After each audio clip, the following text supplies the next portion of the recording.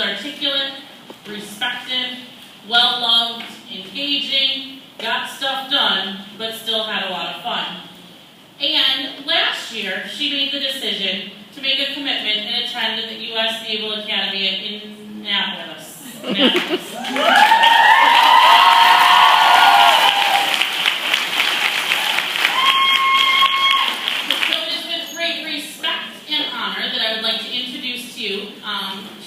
Sara, Shea.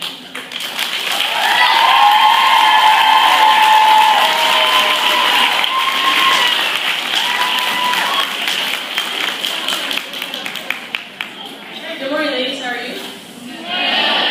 Good. So, you guys can all hear me, right? You guys agree? Yes, in the back? Yeah. Awesome. Okay. Well, my name is Sara Shea. Officially, my title at the Naval Academy is Midshipman 3rd Class Shea, but better known at Girls State as just Shea. So I was here at Girls State in 2011, and I was elected governor. I also held the positions of county party leader, and I was the chairman of the platform committee for the Nationalist Party. So I also, following that year, I became accepted to the United States Naval Academy in Annapolis. A little bit about the admissions there. I usually get questions about that. It basically has 3 categories. It's not just like getting accepted to a regular college. You have to have leadership capabilities, your academics have to be really good, and also you have to be physically fit. So the acceptance rate, there's about 20,000 applications, and they accept about 1,200, so it's an acceptance rate between 5 and 6%. So I was accepted, I think around December of 2011, and then I graduated in June like 22nd of 2012. And then 5 days later, I was in Annapolis. So not much for summer vacation. Currently, I'm on leave for about 3 weeks before I return back to Annapolis to do some training. Probably going to go to Norfolk, Virginia, or San Diego, California, to be on a destroyer or a cruiser for a little bit of a cruise. So that should be hopefully good in San Diego because it's nice and warm there. But I don't know yet. As to my future plans, I'm a history major at the Naval Academy. But we all get bachelor's of science, so we do study physics, calculus, differential equations, chemistry, and all that good stuff. And hopefully I'm going to go into the Marine Corps, become a second lieutenant.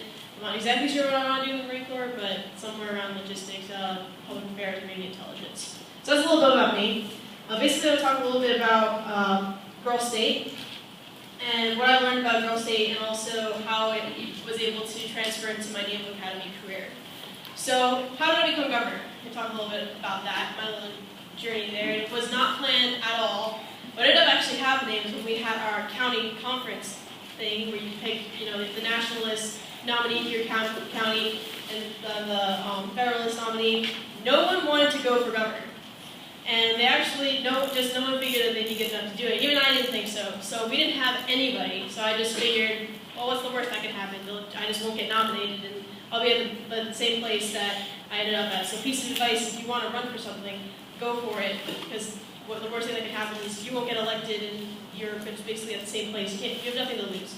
So that's that little piece of advice to you about that. So literally, I was in the elevator in that same dormitory building, and no one got nominated, so I just figured, all right, I'll go for it. I had about between the elevator to getting here to make up my speech. That was very interesting. But, so we'll talk a little bit about my speech. Before I do that, well, many of you will be making speeches, so I'm going to give you a little bit of advice as to how, what I found to be useful when I speak. So, first of all, make sure you have a simple but clear message. You don't want to make it overly complicated so it's difficult to explain. Make sure you speak slowly and articulately and clearly to your audience. Move around a little bit. If you have to be behind the podium, that isn't so bad, but at least try to stay engaged with the audience. So there are 2 different forms you can take with your speech. You can either take the bullet point form or the just actually writing out your whole speech word for word. Neither one is good or bad. It depends on your preference and your style. Personally, as you can see, I like bullet point form, but that doesn't always go so well if you can't think of your feet so much. Just a little bit of story at Empowered Girls State. I watched as I did get when I got nominated. We all went to a room, all 8 of us from both parties. We prepared our speeches, and one girl was done with her speech in like 15 minutes, did a bullet point form, which is sitting there for the 3 hours that it took me to do mine. And she was kind of bragging about it, like, oh yeah, I'm done, I'm ready to go. When it came for her to give her speech, she was stumbling and was not prepared at all. So make sure you take time with your speech, even if it is bullet point form. If you're not practicing in front of a mirror or in front of other people, personally I prefer to do it in front of a mirror. When I do it in front of a few people, it gets me really nervous. So actually I prefer to do it to large audiences or a mirror, but that's just me personally. If that's not so with you, you can actually just do it in front of your friends. So make sure you practice it, make sure that everything is clear and concise, work out where it's kind of tough for you, and smooth everything out beforehand. So, oh yeah, and the way you actually hold yourself, make sure that you're able to be kind of casual and relaxed, but you also want to be professional. You don't want to be too relaxed, because you want people to take you seriously and take your ideas seriously, but you also want to be very much approachable and relatable. You don't want to come across as a very stiff robot. So, smile a bit and maybe walk around a little bit and not too much. You have to get a feel for the way that you're comfortable with how you speak. So basically I'm going to go over what I did. Some of you from the leaders from a couple years ago are going to recognize this. But I talked a little bit about leadership when I did my speech for my nomination. So I talked a little bit about how a lot of people view leadership as a triangle. So I'm going to actually draw my little symbol here. And how, as a country, it's a culture thing, even in the military, we think that the few people on top are, the big dogs and like the CEOs. For us, a military admiral, those guys are the few that actually are on top, and everyone works for them. So that is generally what's the accepted way of becoming leadership. The way I think it should be is actually the opposite. The few should work for the many. So understand that when you're a leader, you actually are working for the people under you. You're trying to improve their lives. You're trying to make them believe in themselves and in your mission. So why is that important as a leader? And this is not just for Empire Nelson, but this is also for when you go home to your high schools, to your sports teams, to your clubs, wherever. And why is that type of leadership important? Well, if you believe in your people, the people that work for you or are under you or your teammates, then they begin to trust you and they will actually look up to you, and you are the symbol of whatever mission that you are standing for. Whether that is you go into government, you stand for the mission of having a Democratic Republic in the United States of America, or become the CEO of Walmart, and their mission is to save people money so they can live better. Or, and if you're in the US Navy, our motto is non si sed patriae, which means not for self but for country. Or if you're just in the basketball game and you want to be the best team possible while remaining good sports. Whatever your mission is, wherever you are, if you believe in your people, they will begin to believe in you and your mission, and you, as a team, be able to drive towards it better. So that's my take on leadership, what I actually talked about when I was here. The other thing I talked about was unity and between the parties, but also it actually can transfer, in my opinion, to the outside world when you go back to your homes. I did want to give a little bit of a message on that so you can take home with you.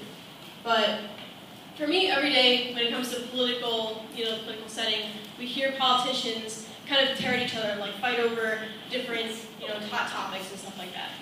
So I personally believe that debate is healthy, and the arguments are not so much. So I believe that you should be able to fight for your beliefs and challenge ideals that go against your own. But make sure that when you do so, you need to be educated and knowledgeable enough to intelligently debate and support what you stand for.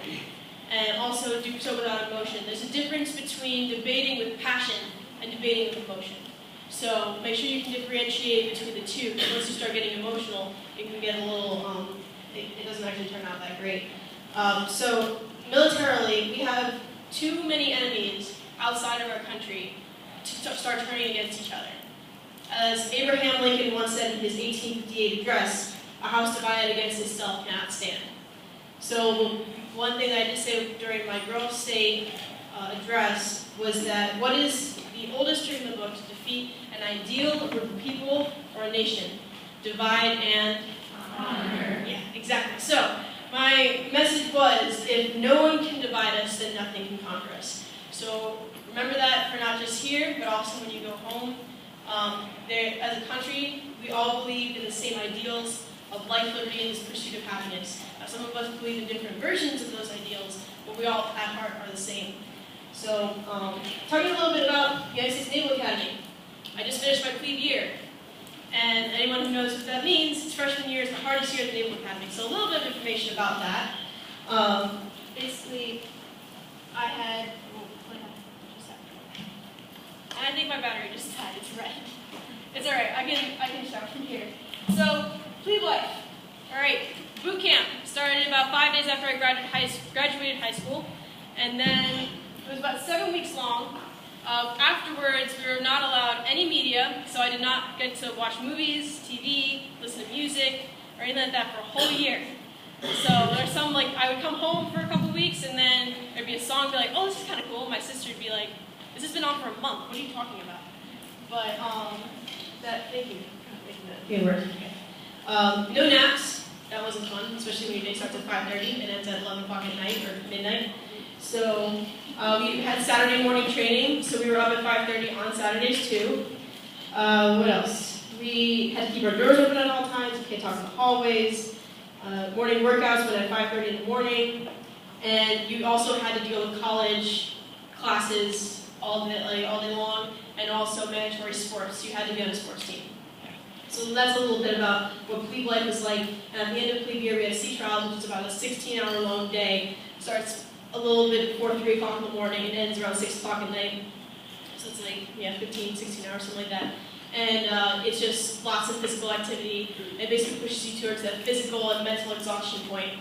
And then after that, we're no longer plebes. So what did that all teach me? One thing that it taught me was about overcoming challenges. And when it comes to how does that apply to you if you're not going to go into the military, because not everyone has to go into the military to serve their country. So when it comes to overcoming challenges, it's not a matter of if you will, but as to when you will.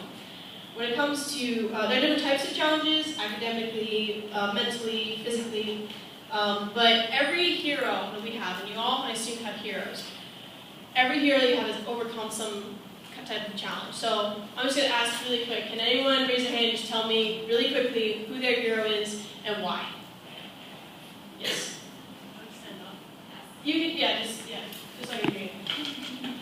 Probably my brother's best friend, who's like my big brother, because he was shot in Afghanistan and was like at full surgeries, and now he's like fine and walking and running. So that's awesome. So you guys can hear apparently the brothers. Brother's friend was shot in Afghanistan and was able to physically recover, and he's now walking, able to move physically. But that's a challenge, and not a lot of people can mentally overcome that. So anyone else? It doesn't have to be a family member, it could be, yeah. Yep, it's you. My dad, he's my hero, he's been fighting cancer for 10 years. And they told him he was going to die like 5 times, so. That's awesome. Yeah.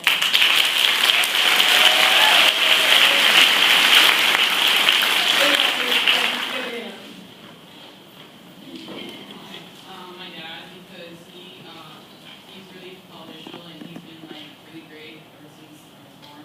But one main thing, he was drafted to go to the Vietnam War, and he didn't agree with it, so he petitioned it, and he ended up not going because of standing up for what he believes in.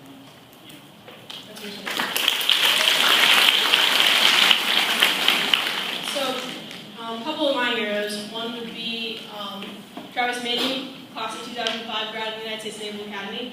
He basically went to Iraq, and he served a couple tours and then volunteered to go back even though he didn't have to, because he felt like he was experienced enough where he could be the better officer.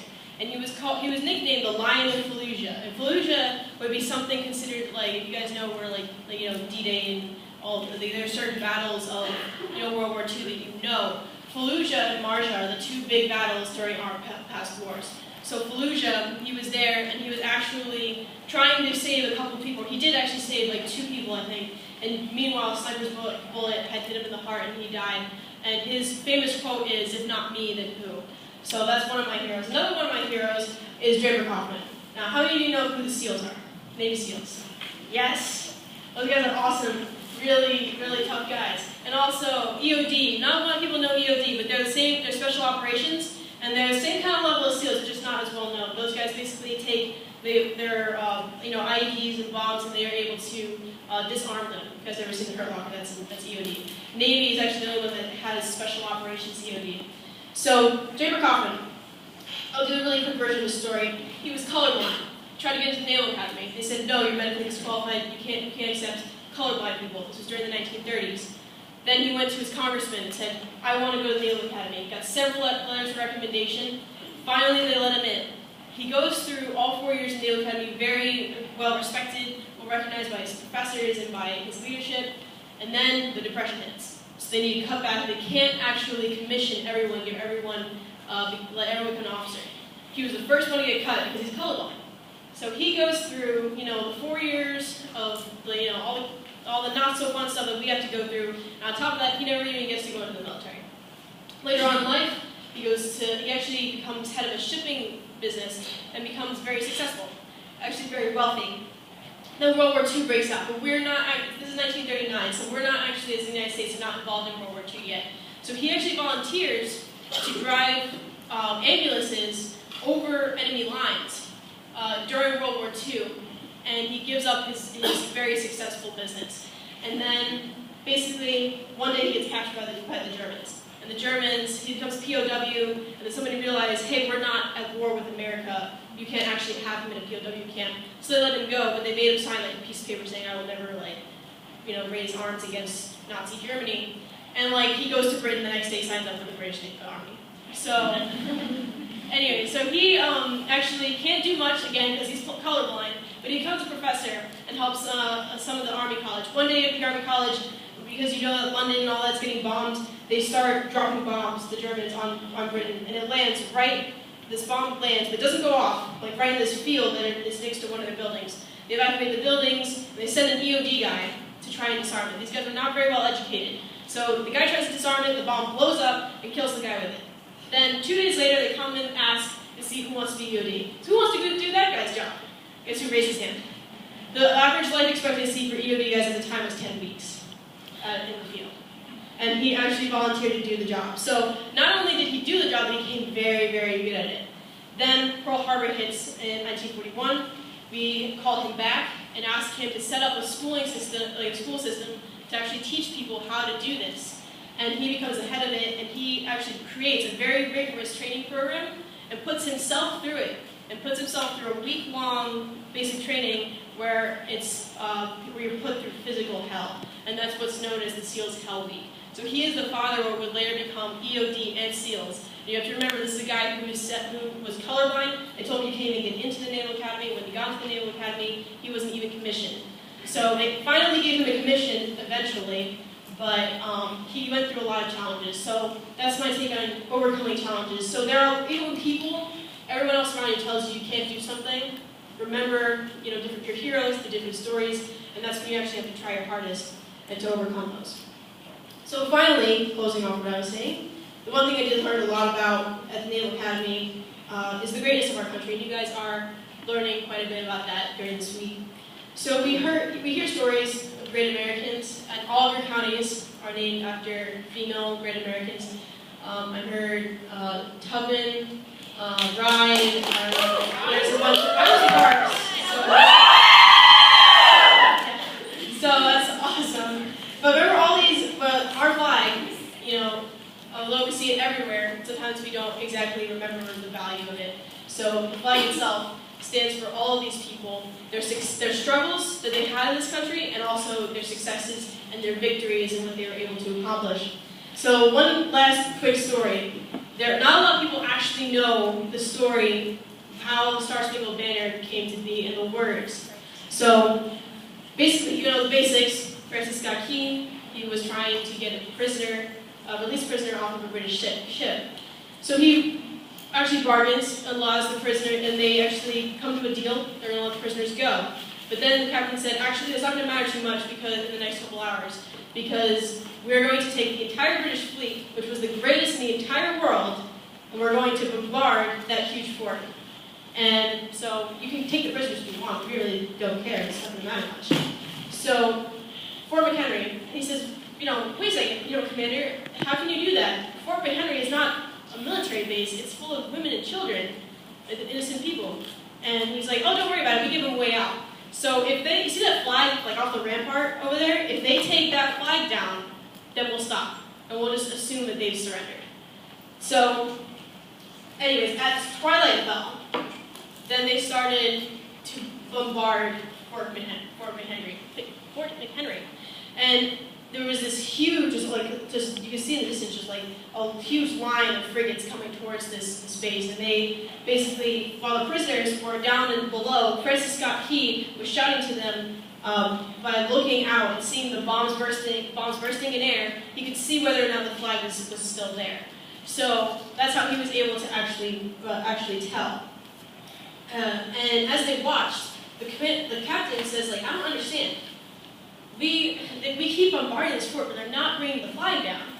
And then he said, you know what, we're going to tell all of the guns on all of the ships to aim for the flag. If they're not going to take it down, then we're going to take it down. So that's what they did. And hours passed, and they continued to bombard this fort. And still, by the light of the rockets, they saw that the flag was still standing. They didn't understand because they even had reports that the flag was directly hit by shells. Didn't understand what was going on. So as dawn came, they actually gave up and moved on to another fort. Francis Scott Key rushes into Fort McHenry and he's like, how did you guys manage? What ended up happening is that the flag was hit. The flag fell. But then the Patriots actually went over to the flag and picked it up with their hands and held it up until the bombs hit the flag and the Patriots would actually fall dead, and then more Patriots would come up. And it was said that the legend is that the flag was kind of hanging at a weird angle because it was held up by the dead bodies of Patriots. So that's also why we don't let the flag touch the ground, because of that disrespect. But if those men literally gave their lives for the flag. So always remember that. Remember, as you raise her every morning, that the flag remains on the shoulder of every American serviceman. And it represents freedom to be who you want and to say what you want. It represents all of that. And at the end of this speech, I have one request for you. Regard her with respect and pride, because she flies for you too, and defend her from any enemies and from her adversaries.